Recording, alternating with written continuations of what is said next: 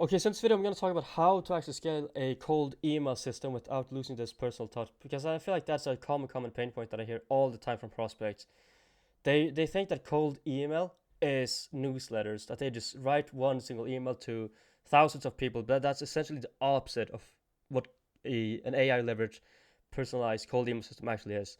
The main point of it is you writing one single personalized email to just one prospect and then just automating it and creating a system for it.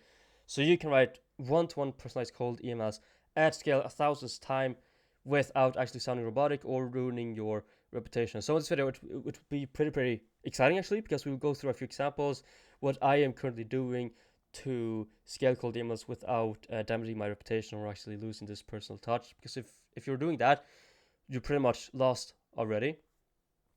And many people out there think scaling equals losing personalization, which is exactly the opposite, right? They use generic templates, they send it just as they would have sent it to a newsletter, and that's one of the main things I hear. Like they just assume that an AI driven cold email system is bad for their business.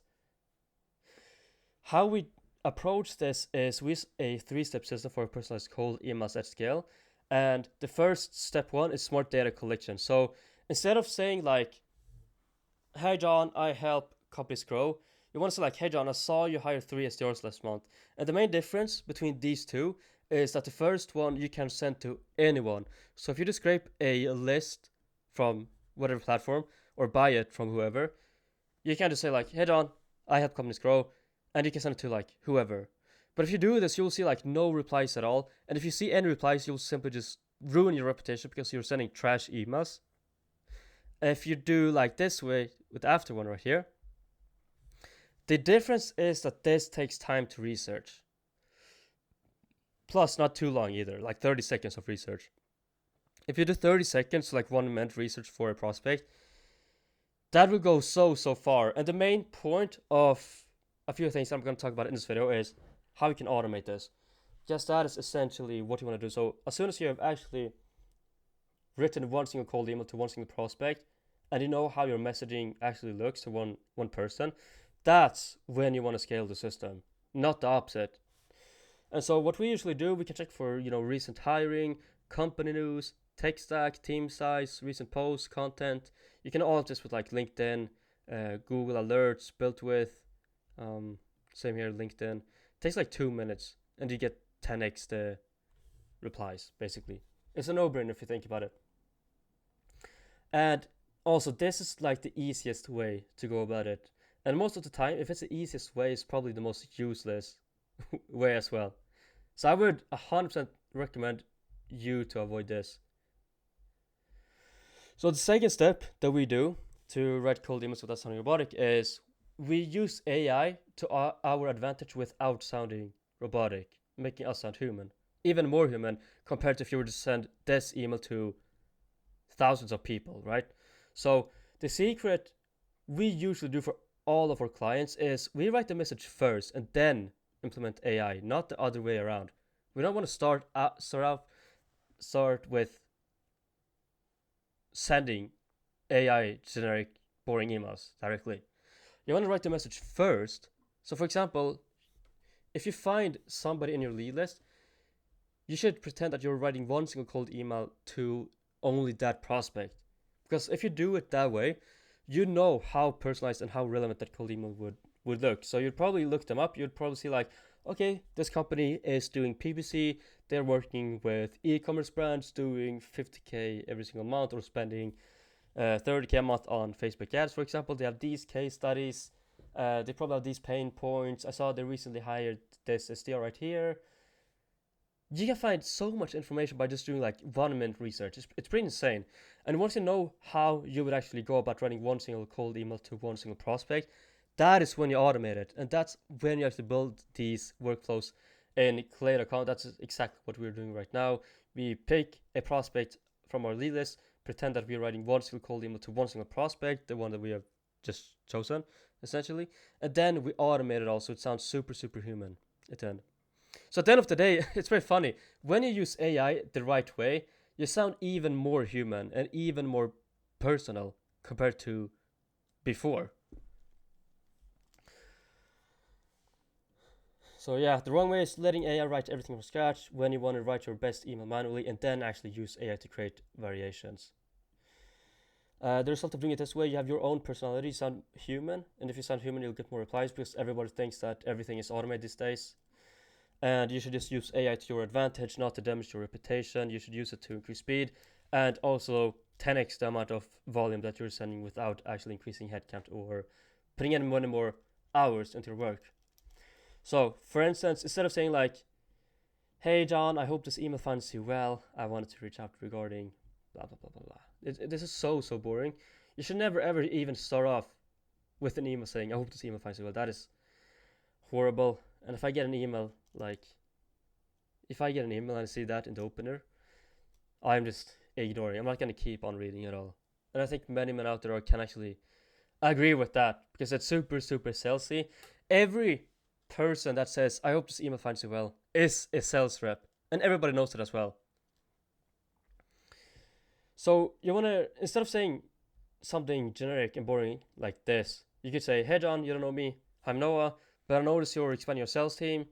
You can even take it a step further, so you can say like, "But I notice you're expanding your SDR team," or you can say, I saw you're hiring like 11 BDRs, something like that. And then how are you making sure your new hires hit quota faster? Same AI, completely different output. The third step is the 3 email rule. So I get this question a lot, like how many email sequences should we actually have? I recommend having not more than 4. So between 3 to 4 is like the best in my opinion. There are a few like, I would say there are a few things in there that actually have a huge impact though. So for example, we have this client, we're setting 5,500 cold emails every single day for them, of course without sounding robotic, with this personalized system that we have in place with Clay. But for them, we only have a 2-step email sequence. And the reason for that being, I do not recommend you doing this either, but we have so good product market fit. We have so extreme good message market fit as well. So it really does not make any sense for us to have like a 4-step email sequence, because after email 1, all your stats will go down. And if you notice that your stats are actually improving on email 3, you should push email 3 to email 1, because email 1 should always be sent out first, of course. We're getting like 1 positive reply for every 30 emails sent, and that is almost impossible to get. So there really isn't any issue with us having a 2-step email sequence. It only makes sense, and it only improves our performance. But we usually start by doing like a 3-step or 4-step sequence for our clients, and then we have email 1 where we research insight plus also lead with a question.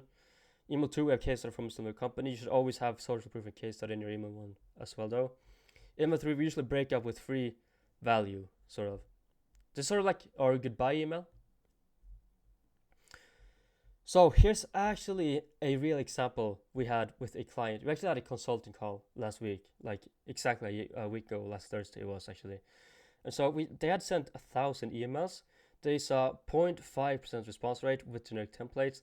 And after having our consultant call, where we actually audited their entire campaign, they sent out 500 emails after our call. They saw 2% response rate with data-driven personalization.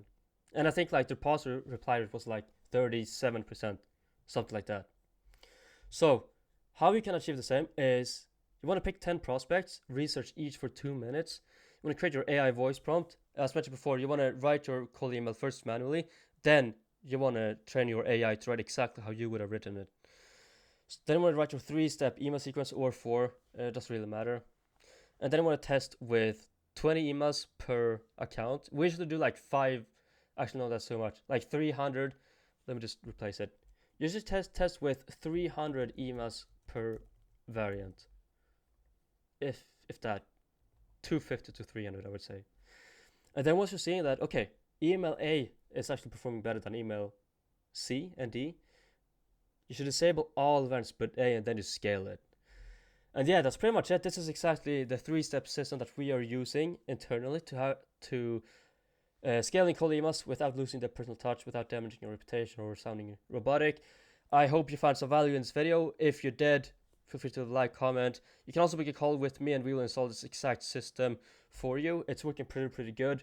For a best client, we're tracking everything inside of Airtable, and it's going pretty good. We're actually getting let's see if I can pull them up actually.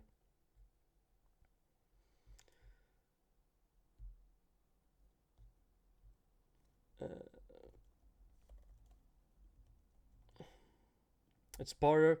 We have generated 12,760 leads, and we worked with them for 10 months now, I think, since last August. No, 11 months. It is 11 months. And yeah, it's been working pretty good actually. 12,000 leads does a lot for a business. So if you're interested in seeing if we could do something similar for you, feel free to book your call below, and I'll see you on the other side. Take care.